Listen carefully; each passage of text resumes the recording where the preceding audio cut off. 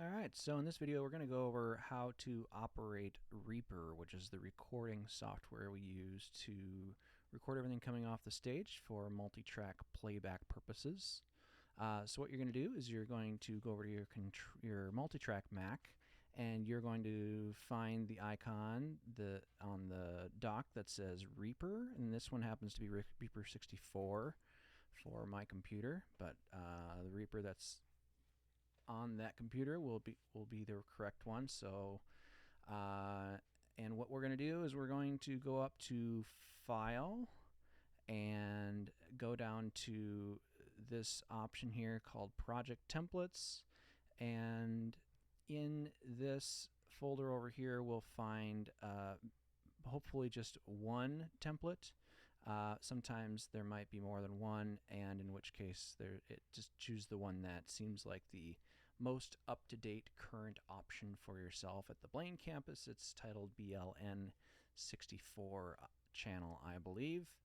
And so here I just happen to have this one that's set up for my computer, and so you just select that and it should populate all the tracks that you would normally want to record coming off the stage.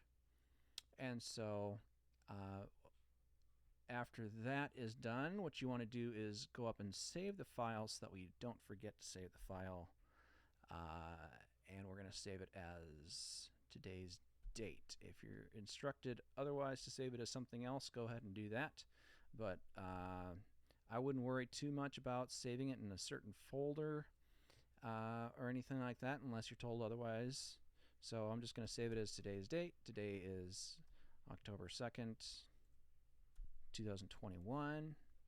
And so I'm just going to press save as that. So you're all set to start recording stuff.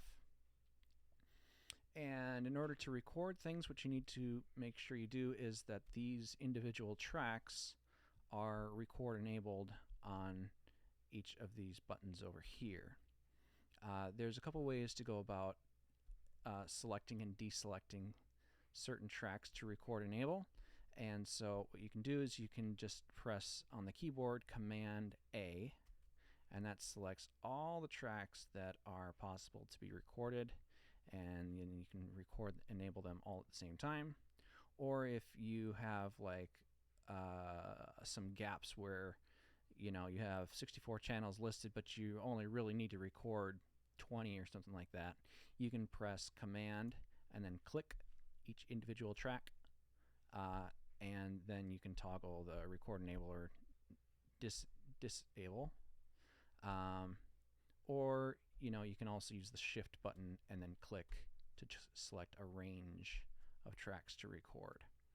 So just be sure that the ones that you want to record are record enabled before you start recording. So I'm just going to go ahead and select them all. And the keyboard shortcut to start recording is Command R.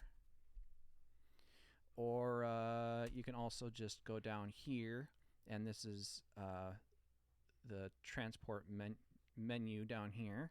And so you can just basically press the record button. As you can see there, it says Command R. That's one thing that's wonderful about Reaper, is it'll show you what the keyboard shortcuts are for some things. So you can just press record, and then if there was actually something coming through here, you'd see some tracks, with transients showing up and all that wonderful stuff. But as it is, I'm not actually recording something. So and then sometimes when you stop recording, it'll bring up a menu that asks you if you want to save all of the tracks, and yes, every time you want to save the tracks. But sometimes, like on my certain session, it just automatically saves everything. So and if you can't find the transport menu here, and that is this little bar right here, it's up here in View and under Transport. And so when I select it, you can see it'll disappear, and I bring it back by going back up to Transport, and there's the record button you're looking for. Yeah, so just be sure you save after you're done recording, and you should be good to go.